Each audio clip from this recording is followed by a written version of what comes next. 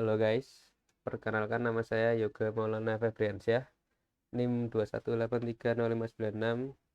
Saya membuat video ini untuk memenuhi tugas sistem pertahanan jaringan. Di sini saya akan menjelaskan jenis-jenis serangan pada tiap protokol OSI layer. Layer pertama adalah physical layer. Di physical layer, serangannya yang pertama adalah merusak kabel. Kita menjadi tidak bisa melakukan pertukaran informasi dengan orang lain jika kabel kita dirusak. Yang kedua adalah menyadap kabel. Attacker dapat membaca traffic atau information leakage menggunakan sumber daya jaringan atau illegitimate use dan menyuntikkan traffic atau mengambil traffic atau integrity violation dengan menyadap kabel korban. Yang kedua adalah data link layer. Serangan yang pertama adalah McFlooding. Perangkat malicious terhubung dengan switch dan mengirimkan banyak data sekaligus dan menyebabkan switch penuh. Dan akhirnya switch menolak semua data.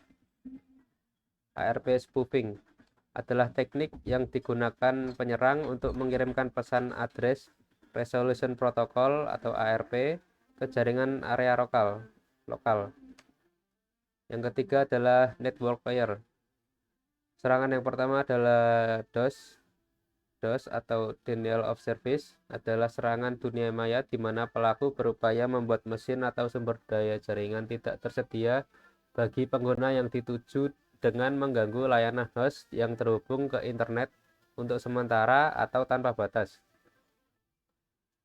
DOS biasanya dicapai dengan membanjiri mesin atau sumber daya yang ditargetkan dengan permintaan yang berlebihan dalam upaya untuk membebani sistem dan mencegah beberapa atau permintaan yang sah agar tidak terpenuhi.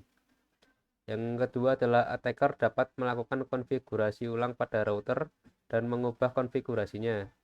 Yang ketiga adalah attacker merusak kabel routing dan mengirim update yang salah. Serangan pada transport layer.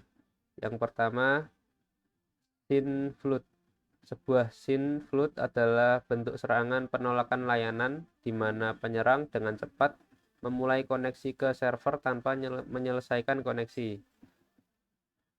Yang kedua adalah Smurf attack, adalah bentuk serangan distributed denial of service atau DDoS yang membuat jaringan komputer tidak dapat dioperasikan alias lumpuh.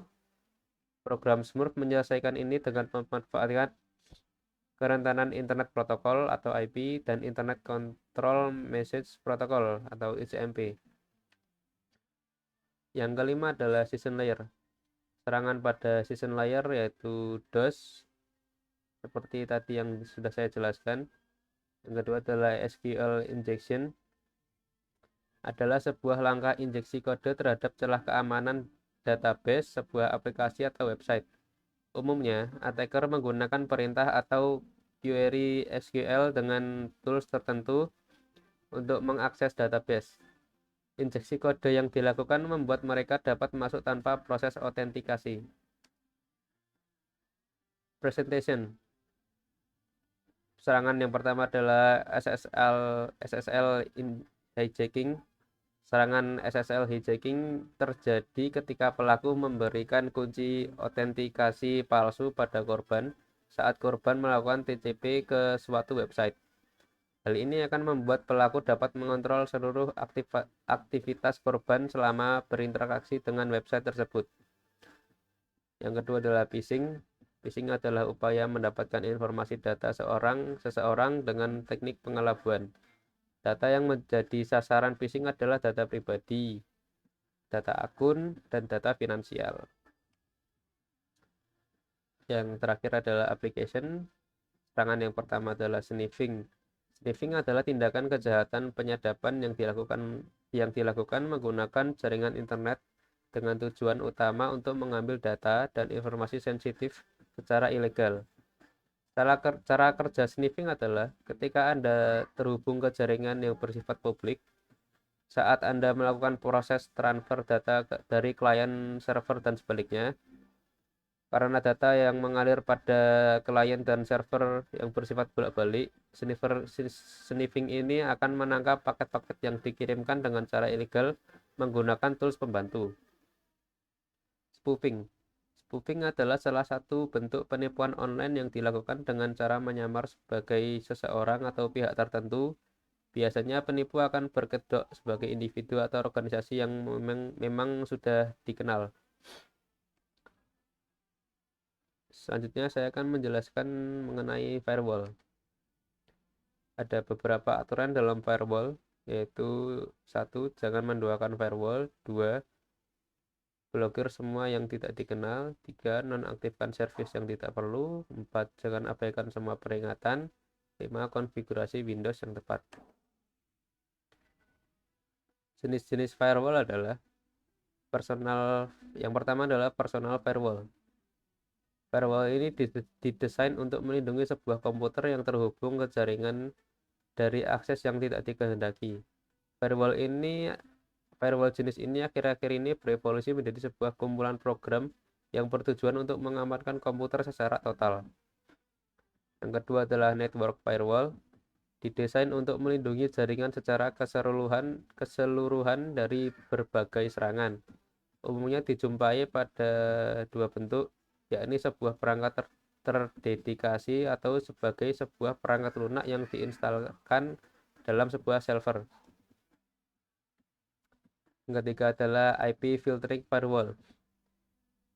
Sebuah IP filtering firewall bekerja pada lewat paket. Yang terakhir adalah proxy server. Ini adalah topologi firewallnya. Aturan dan kebijakan firewall. Yang pertama adalah mengatur dan mengontrol lalu lintas. Yang kedua, melakukan autentikasi terhadap akses. Yang ketiga adalah melindungi sumber daya dalam jaringan privat. Yang keempat adalah mencatat semua kejadian dan melaporkan kepada administrator.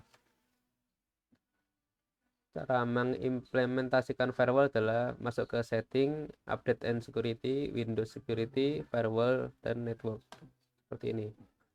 Setting, update, Windows security.